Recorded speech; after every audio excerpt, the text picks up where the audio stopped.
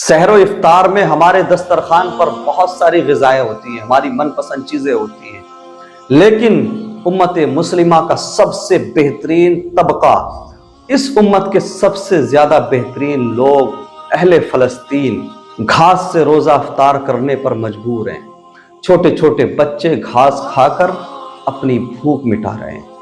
अल्लाह अकबर। मुसलमानों ज़रा गौर करो, हमारे सर पे छत भी है, हम घरों में रह रहे हैं, दस्तरखान पर ग़िज़ाएं मौजूद हैं, लेकिन फ़लस्तीन के बच्चे, फ़लस्तीन की ख़वातीन बिना छत के खुले मैदान में रहने पर इस माह मुक़द्दस में मजबूर हैं। मर गए सारी दुनिया के मुस्लिम हुक्मरान, अंधे हो गए, बहरे हो गए, गूंगे हो गए, और मैदान महशर इन गूंगे हुक्मरानों को जवाब देना होगा इस चीज़ का कि जिस वक्त तुम्हारे दस्तरखान पर दुनिया की सारी ग़िज़ाएं मौजूद थी, बेहतरीन चीज़ें मौजूद थी, उसी वक्त में तुम्हारे ईमानी भाई घास खाकर, कूड़ा खाकर अपनी भूख मिटा रहे थे, रोज़े रख रहे थे घास खाकर। अल्लाह अकबर। मुसलमानों, हम समझते थे कि तैयब अर्दगान एक बहुत बड़ा लीडर है, मुसलमानों का रहनुमा है, मुसलमानों का हमदर्द है, लेकिन ऐसा नहीं है। अहले फ़लस्तीन का सबसे बड़ा दुश्मन तैयब अर्दगान है। जानते हो आप, मेरी नजर से एक खबर गुजरी, मैंने तुर्की की एक ऑथेंटिक न्यूज साइट पर यह खबर पढ़ी कि तैयब अर्दगान ने पिछले एक साल में इसराइल के साथ सबसे ज्यादा कारोबार किया है। और जानते हो आप कारोबार किस चीज का किया है?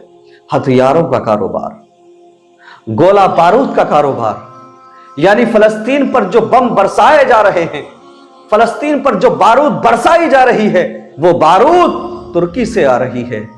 वो हथियार, जिन हथियारों से फलस्तीन के छोटे छोटे बच्चों पर गोलियां बरसाई जा रही हैं, वो हथियार तुर्की दे रहा है, तैयब अर्दगान दे रहा है। ये कैसी मुनाफिकत है, ये कैसी बेरहमी है। तैयब अर्दगान, तुम्हें शर्म नहीं आती, तुम्हें गैरत नहीं आती कि तुम अहले फलस्तीन को कत्ल करने के लिए, फलस्तीन के छोटे छोटे बच्चों को मारने के लिए, फलस्तीन की खवातीन पर हमले करने के लिए इसराइल को हथियार सप्लाई कर रहे हो।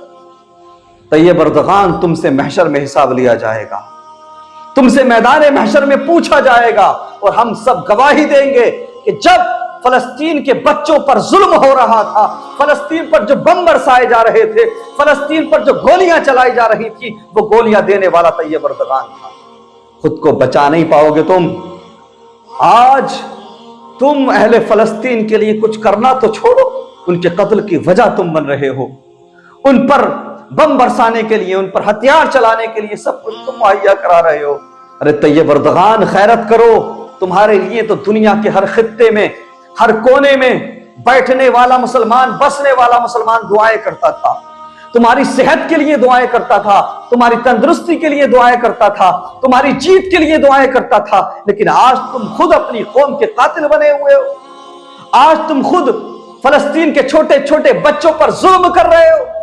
आज तुम खुद फलस्तीन की भूखी प्यासी खवातीन पर जुल्म ढा रहे हो। क्या मुंह दिखाओगे मुस्तफा करीम को? कौन सा चेहरा लेकर जाओगे मैदान महशर में? कैसे सामना करोगे मुस्तफा करीम का? यकीन रखो तैयब अर्दगान, वो वक्त आएगा कि जब मैदान महशर सजेगा, और उस महशर के मैदान में फलस्तीन के मजलूम मुसलमान भी होंगे, फलस्तीन के मजलूम बच्चे भी होंगे, फलस्तीन की मजलूम खवातीन भी होंगी। उन सब के सामने मुस्तफा करीम से हम तुम्हारी शिकायत करेंगे। हम कहेंगे कि तैयब अर्दगान के पास पावर थी, ताकत थी, लेकिन इन्होंने फलस्तीन को बचाने के लिए कोई कदम नहीं उठाया, और उसी के साथ साथ अहले फलस्तीन को कत्ल करने के लिए दुश्मनों को, यहूदियों को तैयब अर्दगान ने हथियार दिए। आज तुम चाहे जो भी कर लो, लेकिन वो दिन दूर नहीं, वो दिन दूर नहीं कि जब जर्रे जर्रे का हिसाब होगा, जब हर शय का हिसाब होगा, तुमसे भी हिसाब लिया जाएगा। और उस दिन तुम्हें यह एहसास होगा कि तुमने फलस्तीनियों के साथ कितना बड़ा जुल्म किया है। आखिर तुमसे लोग तवक्को क्यों रखते हैं?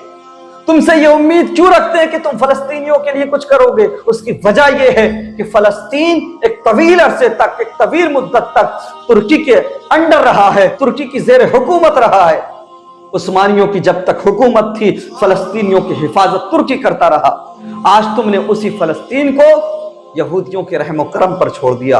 और उन्हीं फलस्तीनियों का खून बहाने के लिए तुम रात दिन का लाखों डॉलर्स का बिजनेस कर रहे हो, तुम हथियार सप्लाई कर रहे हो, यहूदियों के साथ कारोबार कर रहे हो। हश्र को होगा मालूम कि जीता कौन हारा कौन। तैयब एर्दोगान से हम बेपनाह मोहब्बत करते थे और कुदरती तौर पे इस इंसान से हम सबको मोहब्बत थी, अहले हिंद को भी मोहब्बत थी और दुनिया के कोने कोने में हर खित्ते में बसने वाले मुसलमानों को मोहब्बत थी। लेकिन मैं अपनी बात कर रहा हूं, इस वक्त जितने भी मुस्लिम लीडर्स हैं उन सबसे ज्यादा अगर मुझे किसी से नफरत हो गई है तो वो तैयब एर्दोगान से है। अरब कंट्रीज में बैठने वाले दलालों से तो हमें उम्मीद थी ही नहीं, वो तो बेगैरत हैं, वो तो यहूदियों के गुलाम हैं, उन्हें हुकूमत ही ईसाइयों का साथ देने पर मिली थी। फर्स्ट वर्ल्ड वॉर में यहूदियों का ईसाइयों का साथ दिया, इसलिए उनको हुकूमत मिली। हमें उनसे उम्मीद भी नहीं थी, तवक्को नहीं थी कि वो अहले फलस्तीन के लिए कुछ करेंगे, लेकिन तुर्की से ये उम्मीद थी, तवक्को थी। लेकिन तुर्की ने भी तमाम दुनिया के मुसलमानों को गलत साबित कर दिया। तुर्की ने भी ये बता दिया कि हम भी यहूदियों के गुलाम हैं। ये 56, 57, 58 जितने भी इस्लामी ममालिक हैं जो कहते हैं हम आजाद हैं, नहीं, ये साबित हो गया, दुनिया वालों ने देख लिया कि 56, 57 जो इस्लामिक ममालिक हैं ये आजाद नहीं है, ये गुलाम है ईसाई और यहूदियों के। आजाद सिर्फ अहले फलस्तीन है। अल्लाह तबारक व तआला अहले फलस्तीन पर अपना खास फजल फरमाए और फलस्तीन के मजलूम मुसलमानों की गैब से मदद फरमाए। व आखिर दावाना अनिल हम्दुलिल्लाहि रब्बिल आलमीन व मा अलैना इल्लल बलाग।